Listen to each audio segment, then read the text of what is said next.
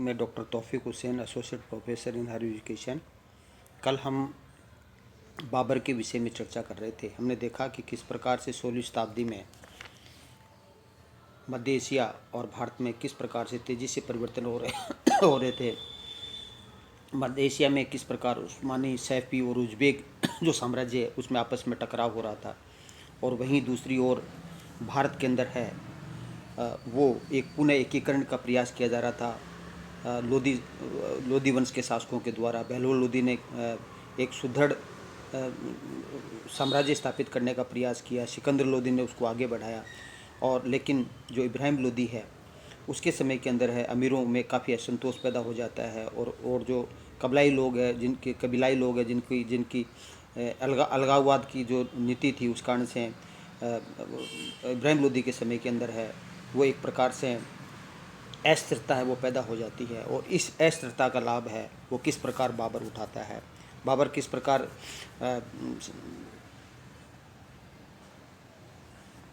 बाबर कि, किस किस प्रकार बाबर फरगना के शासक से फरगना को छोड़ करके किस प्रकार बाबर है वो काबुल का शासक बनता है 1505 में। और काबुल जब शासक था तो काबुल उसके लिए पर्याप्त नहीं था, वहाँ आय के भी पर्याप्त साधन नहीं थे। तो ऐसी स्थिति में वो अपने साम्राज्य का विस्तार करना चाहता था, और साम्राज्य का विस्तार है वो मध्य एशिया में संभव नहीं था, क्योंकि उज़्बेक है उन्होंने बाबर को पराजित कर दिया था सबानी खान ने। तो ऐसी स्थिति में अब भारत के विषय में, भारत में ही वो साम्राज्य विस्तार कर सकता था। भारत की राजनीतिक अस्थिरता उस समय उसके लिए अनुकूल थी, और इस समय जो इब्राहिम लोधी है, मैंने पानीपत का प्रथम युद्ध बताया था जिसके अंतर्गत इब्राहिम लोधी बाबर है वो इब्राहिम लोधी को पराजित कर देता है, क्योंकि इब्राहिम लोधी के जो सामंत हैं वो उससे खुश नहीं थे। और किस प्रकार पंजाब का गवर्नर दौलत खां जो लोधी है और आलम खां लोधी है, और यहाँ तक राणा सांगा है, वो किस प्रकार इब्राहिम लोधी के विरुद्ध है बाबर को आमंत्रण देते हैं, और ये बाबर के लिए उपयुक्त समय था, और बाबर उस आमंत्रण को स्वीकार करता है, और इब्राहिम लोधी को आसानी से वो इब्राहिम लोधी को है वो पानीपत के प्रथम युद्ध के अंदर वो पराजित कर देता है। और इब्राहिम लोधी भारत के अंदर, भारत में बाबर के द्वारा मुगल साम्राज्य की स्थापना करने के लिए दो प्रमुख शक्तियों का मुकाबला करना आवश्यक था। एक अफगान शक्ति थी और एक राणा सांगा के नेतृत्व के अंदर है वो राजपूतों की शक्ति थी। और जैसा कि मैंने कल के व्याख्यान में बताया कि अफगानों की शक्ति को लगभग है उसने पानीपत के प्रथम युद्ध में समाप्त कर दिया था। अब दूसरा मुकाबला उसका राणा सांगा से था। राणा सांगा और जो बाबर के बीच के अंदर है वो 16 मार्च 1527 को खानवा का युद्ध होता है, और खानवा के युद्ध के अंदर है वो राणा सांगा है, बाबर है और राणा सांगा पर बाबर जो अपने ग्रंथ उज़ बाबरी में राणा सांगा पर वचन भंग का आरोप लगाता है और वादा खिलाफी का आरोप लगाता है। वो कहता है कि जब मैं काबुल में था तब राणा सांगा ने मुझे इब्राहिम लोधी के विरुद्ध सहायता देने का वचन दिया था, लेकिन जब मैं इब्राहिम लोधी को पराजित कर रहा था तो इसने मुझे सहायता नहीं दी। इसके अतिरिक्त दोनों एक दूसरे को असुरक्षित महसूस कर रहे थे क्योंकि बाबर ने बयाना पे अधिकार कर लिया था, और बयाना के पर अधिकार करने के कारण से है अब राणा सांगा के लिए है वो बाबर को पराजित करना है वो आवश्यक हो गया था, क्योंकि राणा सांगा का ये विचार था कि बाबर अपने पूर्वजों तैमूर की भांति है वो वापस लौट जाएगा लूट करके। लेकिन बाबर ने पानीपत के प्रथम युद्ध में जब भारत में रहने का ही जब फैसला कर लिया तो ऐसी स्थिति के ऐसी स्थिति में बाबर है राणा सांगा है वो बाबर को के साथ संघर्ष करने का है वो निर्णय लेता है, और फलस्वरूप है बाबर और राणा सांगा के बीच में है भरतपुर के निकट जो रूपवा तहसील के अंदर गंभीरी नदी के तट पर जो खानवा है वहाँ पे 16 मार्च 1527 को दोनों के मध्य कर होता है, और दोनों के मध्य युद्ध होता है। इस युद्ध के अंदर बाबर तगमा कर को माफ़ कर देता है जो मुसलमानों से लिया जाता था, और इस युद्ध को जिहाद की संज्ञा देता है, जो कि एक प्रकार से धर्म युद्ध था, हिंदू और मुस्लिम्स के विरुद्ध युद्ध था। लेकिन वास्तव में खानवा का युद्ध है वो धर्म युद्ध नहीं था, ये दो शक्तियों के बीच का युद्ध था। एक विदेशी शक्ति के स्वदेशी शक्ति के विरुद्ध विदेशी शक्ति, स्वदेशी शक्ति के खिलाफ है वो विदेशी शक्ति का युद्ध था। दो शक्तियों के बीच में युद्ध था, क्योंकि इस युद्ध के अंदर राणा सांगा ने पाती पर्वण की प्रथा प्रारंभ की थी, जिसके अंतर्गत सभी राजपूत राजाओं को युद्ध में सहयोग देने का निमंत्रण दिया था, और पाती पर्वण के द्वारा ही आमेर का शासक पृथ्वीराज कछावा है, मेवाड़ का रतन सिंह है और गजनेर का अशोक परमार है, बांगड़ का महारावल उदय सिंह है और मालवा का जो शासक था राव गंगा का युवराज है मालदेव है, वो इस युद्ध के अंदर उसको सहयोग देते हैं। और इस युद्ध के अंदर जो आपका हसन का मेवाती है और महमूद लोदी है, वो राणा सांगा को है वो सहयोग देते हैं। और इस युद्ध के अंदर जो राणा जो बाबर के जो दो तोपची हैं मुस्तफ़ा और उस्ताज खां, वो एक प्रकार से हैं, वो राणा सांगा को पराजित करने में महत्वपूर्ण भूमिका अदा करते हैं। इस युद्ध के अंदर भी राणा सांगा बाबर है वो जो एक तरह से तुगलमा युद्ध नीति है और जो तोपखाना है उसका प्रयोग करता है, जो उसके लिए बहुत महत्वपूर्ण साबित होते हैं। इसके युद्ध के अंदर राणा सांगा है वो मूर्छित हो जाता है और ऐसी स्थिति में राव मालदेव है वो राणा सांगा को युद्ध भूमि से दूर ले जाता है और झाला अजा है वो सांगा का राजमुकुट धारण करके युद्ध जारी रखता है। अजा शहीद हो जाते हैं और करमचंद पवार भी शहीद हो जाते हैं और बाबर की इस युद्ध के अंदर है वो एक प्रकार से विजय होती है। बाबर की इस युद्ध के अंदर विजय का प्रमुख कारण है, राणा सांगा की हार का प्रमुख कारण बाबर के पास तोपखाना था जिसका उपयोग करता है। बाबर के अच्छे तीरंदाज थे, कुशल सेनापति थे और युद्ध पद्धति जो तुगलमा युद्ध पद्धति जिसके अंतर्गत बैलगाड़ियों के बीच तोपों की सजाने की पद्धति थी और दुश्मन को चारों ओर से घेर लिया जाता था। और बाबर इस युद्ध के अंदर जिहाद का नारा देता है और एक इसमें इस युद्ध के राणा सांगा की हार का कारण एक राव सिलेदी था जो राणा सांगा का सेनापति था, वो बाबर की ओर मिल जाता है। तो इस प्रकार बाबर और राणा सांगा के बीच में जो खानवा का युद्ध हुआ उसमें राणा सांगा है वो पराजित हो जाता है। तो इस युद्ध के अंदर इस युद्ध के फलस्वरूप है राजपूतों की शक्ति है वो एक तरह से छिन्न भिन्न हो जाती है। अब बाबर को चुनौती देने वाली भारत में कोई शक्ति नहीं थी। बाबर एक प्रकार से बाबर की स्थिति सुदृढ़ हो जाती है और बाबर की शक्ति का केंद्र अब काबुल के स्थान पर है, वो आगरा हो जाता है और बाबर वो भारत के अंदर रहने का निर्णय है वो ले लेता है। तो इस दो युद्धों के द्वारा है बाबर है वो भारत के अंदर अपना साम्राज्य पानीपत और खानवा के युद्ध के पश्चात बाबर भारत में अपना साम्राज्य स्थापित कर लेता है। लेकिन बाबर को दो प्रमुख शक्तियों से और लड़ना था जो उसकी शक्ति को चुनौती दे रहे थे। हालांकि साम्राज्य विस्तार के लिए नहीं लड़ा गया, जिसमें एक चंदेरी का युद्ध था। चंदेरी था वो उसका जो शासक था मेदिनी राय,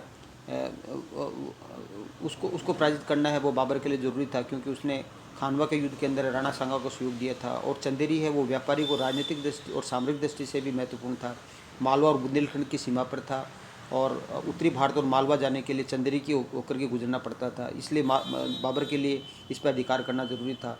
तो जनवरी 1528 को बाबर है वो चंदेरी पर आक्रमण करता है और चंदेरी पर है वो अधिकार कर लेता है। मेदिनी राय वो मारा जाता है और जो अहमद शाह है उसको मालवा के जो अहमद शाह उसको चंदेरी है वो बाबर सौंप देता है। इसके पश्चात बाबर एक युद्ध और लड़ता है जो बाबर का अंतिम युद्ध था जिसको घाघरा का युद्ध कहते हैं।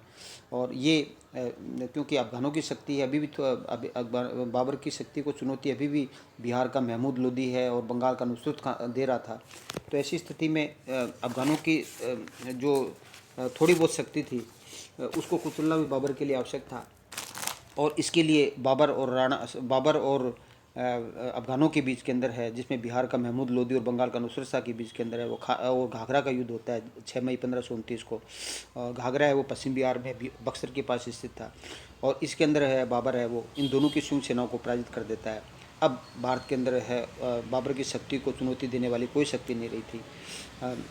और अब बाबर है वो अफगानों के साथ है वो एक संधि कर लेता है कि वो नुसरत शाह के साथ है वो संधि कर लेता है कि वह उसके जो शत्रु है उसको शरण नहीं देगा और बिहार का जो महमूद लोदी है वो भी बंगाल भाग जाता है।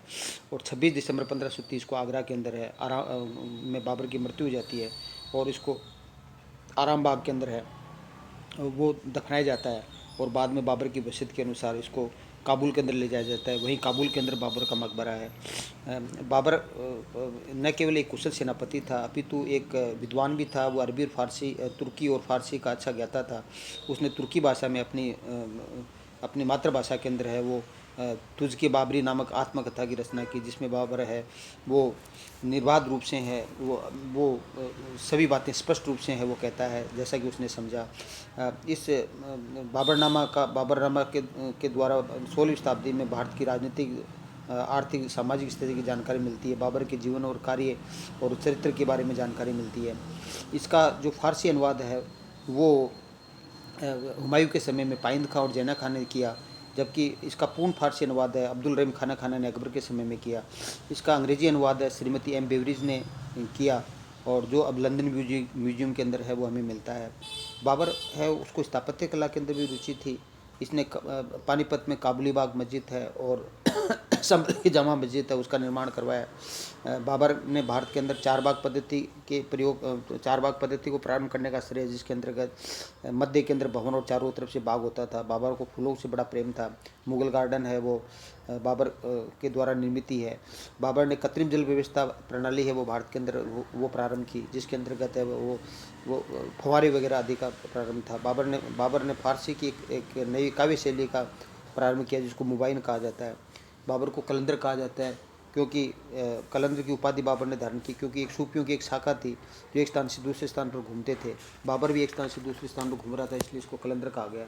बाबर को चित्रकला के प्रति भी लगाव था, और मध्य एशिया का एक प्रसिद्ध जो उस समय का चित्रकार था बेजाद है, उसको बाबर है वो भारत लाता है। तो बेजाद को भारत में लाने का जो श्रेय है वो बाबर को है। बाबर सूफी जो सिलसिला था, नक्शबंदी सिलसिला, उसका भी एक तरह से बाबर है वो उससे संबंधित माना जाता है, उसका फॉलोवर वो माना जाता है। तो इस प्रकार हम कह सकते हैं कि बाबर है वो भारत में मुग़ल साम्राज्य की स्थापना करने का श्रेय है वो बाबर को दिया जाता है। बाबर न केवल एक विद्वान था अपितु विद्वानों का आश्रयदाता भी था। बाबर मुग़ल साम्राज्य की स्थापना की, और लेकिन वह अपने राज्य को है वो उसको समय कम मिला, इसलिए संगठित नहीं कर सका, व्यवस्थित नहीं कर सका, और उसके लिए कुशल प्रशासनिक व्यवस्था स्थापित नहीं कर सका। इस कारण उसका साम्राज्य केवल सैनिक शक्ति पर टिका हुआ था और उसकी जड़ें मजबूत नहीं जम पाई थी। रसूल बिक्री विलियम ने ठीक लिखा है कि बाबर ने अपने बेटों के लिए ऐसा राजतंत्र छोड़ा जो केवल युद्धकालीन परिस्थितियों में ही संगठित रह सकता था। शांति काल के लिए वह निर्बल और निकम्मा था। यही कारण है कि बाबर की मृत्यु के बाद उसे उत्तराधिकारी हुमायूं को अनेक कठिनाइयों का सामना करना पड़ा, और कुछ समय के लिए 1540 से 55 के बीच के अंदर है वो अफगान सत्ता है वो भारत के अंदर स्थापित होती है, और हुमायूं को है वो भारत से पलायन भी करना पड़ता है। तो बाबर को प्रशासन में न तो कोई सुधार किया और न ही नए कानूनों का निर्माण कर उन्हें लागू किया। निस्संदेह बाबर एक कुशल प्रशासक नहीं था। बाबर प्रशासक की अपेक्षा केवल एक अच्छा विजेता था, जो बाद में हुमायूं द्वारा उठाई जाने वाली कठिनाइयों का कारण बना। बाबर का सौभाग्य था कि उसे अकबर जैसा पोता मिला, जिसने अस्त-व्यस्त मुगल साम्राज्य को एक सूत्र में पिरोया, जिसके फलस्वरूप मुगल साम्राज्य भारत में लगभग 200 वर्ष तक जीवित रहा। अतः भारत में मुगल साम्राज्य की स्थापना का श्रेय बाबर की अपेक्षा अकबर को जाता है। अकबर एक महान नीति और दूरदर्शिता के कारण ही बाबर को स्मरण किया जाता है, अन्यथा बाबर के अस्तित्व को भुला दिया जाता है। तो इस प्रकार अकबर है वो मुगल साम्राज्य का वास्तविक संस्थापक था, लेकिन बाबर है वो एक प्रकार से मुगल साम्राज्य का संस्थापक है वो कहा जा सकता है। बाबर को एक प्रकार से बाबर की नीति को एक तरह सेकुलर नीति भी कहा जा सकता है, क्योंकि बाबर ने अपने जो लड़का हुमायूं है उसको ये नसीहत दी थी अपने मृत्यु के समय कि वो अपने भाइयों के साथ अच्छे व्यवहार करना, यहाँ के जो हिंदू प्रजा उसके साथ अच्छे व्यवहार करना, गौ हत्या है और मंदिर वगैरह को नहीं तोड़ना, ऐसी सलाह है उसने अपने बेटे हुमायूं को दी थी। तो इससे लगता है कि बाबर सभी धर्मों का है वो सम्मान करता था। तो इस प्रकार हम कह सकते हैं कि बाबर ने भारत के अंदर है एक नई वंश की है स्थापना भारत में की, जिससे कि बाद में भारत के अंदर एक गंगा जमुना संस्कृति है, उसके लिए एक आधार है वो तैयार होता है। Thank you. जय हिंद, जय भारत।